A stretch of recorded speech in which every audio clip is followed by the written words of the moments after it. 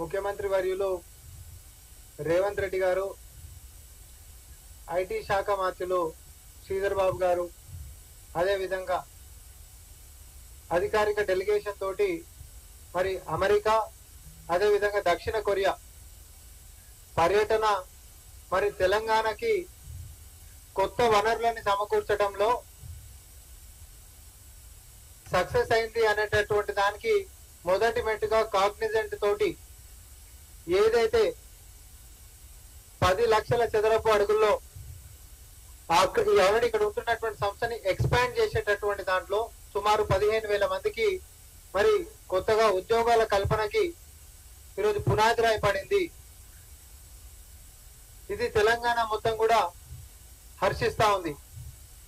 అదేవిధంగా ఇక్కడ రాష్ట్రంలో స్వచ్ఛదనం పచ్చదనం అనేటటువంటి కార్యక్రమంతో మరి 14,000 పాఠశాలల్లో పిల్లలకి అవగాహన సదస్సు, వెనకడికి బీఆర్ఎస్ ప్రభుత్వంలో లెక్క ఫోటోల లెక్క జస్ట్ మొక్కలు పెట్టేసారు, అటు పక్క పోగానే మేకలు మేసేసినాయని చెప్పేటటువంటి కాకి లెక్కలతో కాకుండా మరి విద్యార్థుల్లో అవగాహన సదస్సు, పరిశుభ్రత, పచ్చదనం మన జీవన విధానానికి ఎట్లా తోడ్పడతాయి, అంతేకాకుండా ఆత్మస్థైర్యం తోటి విద్యార్థులు ముందుకు ఎట్లా పోవాలనేటటువంటి ఒక కల్చరల్ మేనిఫెస్టో ఏదైతే ప్రభుత్వం తీసుకొని వచ్చిందో దీన్ని యావత్ విద్యార్థి లోకమే కాదు మరి పేరెంట్స్ కూడా స్వాగతిస్తున్నటువంటి సందర్భాన్ని నేను మళ్ళొకసారి గుర్తు చేస్తా ఉన్నా.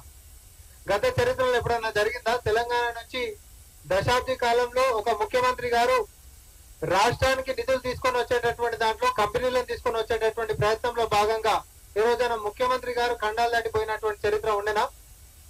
కానీ ఈ ముఖ్యమంత్రి గారు, ప్రజల ముఖ్యమంత్రి రేవంత్ రెడ్డి గారు ప్రజా ప్రభుత్వం ముందుకు తీసుకొని పోతా ఉంది.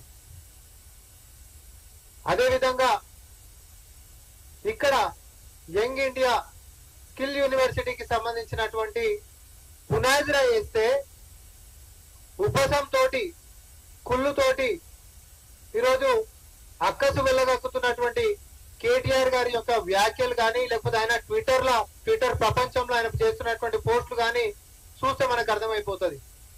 వాళ్ళ గతంలో చాతగాలే ఈరోజు ఈ ప్రభుత్వము మరి అడుగు ముందుకేస్తుంటే చూసి ఓర్వలేనటువంటి పరిస్థితికి వాళ్ళు వచ్చిండ్రు. మీరు చేయలే. ఈ ముఖ్యమంత్రి గారు దావోస్ పోయి ఆ రోజు కూడా 40,000 పైచిలకు కోట్లని పెట్టుబడులు ఎంఓయూలోని సంపాదించుకొని వస్తే మరి మీరు మొత్తం కలిస్తే కూడా అంత చేసుకోవాల్సి వచ్చినటువంటి చరిత్ర మీకు లేకుండే.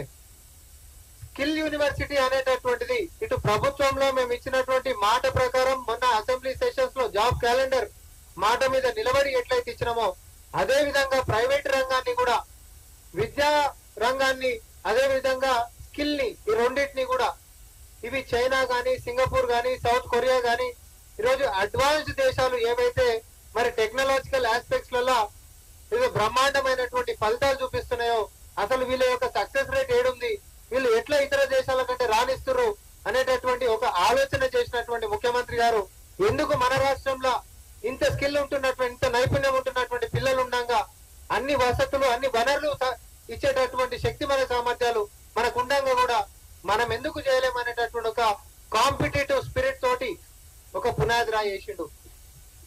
అంతేకాదు ఈరోజు నేరాలని అదుపు చేయడంలో గాని, మాదక ద్రవ్యాల మీద ఒక పదం మోపడంలో గాని, సంక్షేమాలను ఇటు ప్రజల్లోకి ఇవ్వడంలో గాని ఒక రంగం కాదు, ఒక గడియారంలో 12 ముళ్ళు 12 మొత్తం 360 డిగ్రీలు ఎట్లుంటాయో అన్ని రంగాలను కూడా అట్లనే తిరుగుకుంటా మరి ఈరోజు ఒక పాజిటివ్ వాతావరణం తోటి, సక్సెస్ రేట్ తోటి ముఖ్యమంత్రి గారు ముందుకు తీసుకొని పోతా ఉండు. ఈ అంశాలని, మంచి పనులని మరి కాంగ్రెస్ పార్టీ చేస్తుంటే బీజేపీ ఈరోజు పిల్లి అవతారం ఎత్తింది. ఇది ఏంటిది అనంటే వాళ్ళు ఇయ్యరు, మనం చేసేటోని చేయనియరు. ప్రగతి పదంలో సరే నువ్వంటే కేంద్రంకి వచ్చి మనం ఎన్నో రిప్రజెంటేషన్స్ ఇచ్చినాం.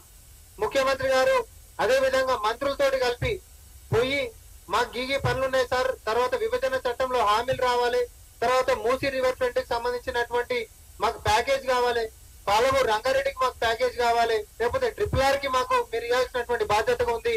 ఇవన్నీ అంశాలను గుర్తు చేసి స్కిల్ యూనివర్సిటీ ఒకటి పెడుతున్నాము. అన్నింటినీ కూడా మనం ఈ రాష్ట్రంకి వచ్చి ఏం చేయబోతున్నామో పారదర్శకంగా 4 అడుగులు కిందికి పోయి, గతంలో ఏం చెప్పేటోళ్ళు బీజేపీ వాళ్ళు, మీరు అడుగుతే కదా మాకు తెలిసేది అనేటోళ్ళు. మరి అడుగుడు కాదు, మొత్తం మంత్రివర్గాలతో కూడా పోయి వినతి పత్రాలు మనం ఆడ ఇచ్చినాక కూడా మన బడ్జెట్ లో మనకి ఏమి ఇచ్చారు అంటే మొండి చేసి చూపించినటువంటి సంగతి మన అందరికీ తెలిసిందే.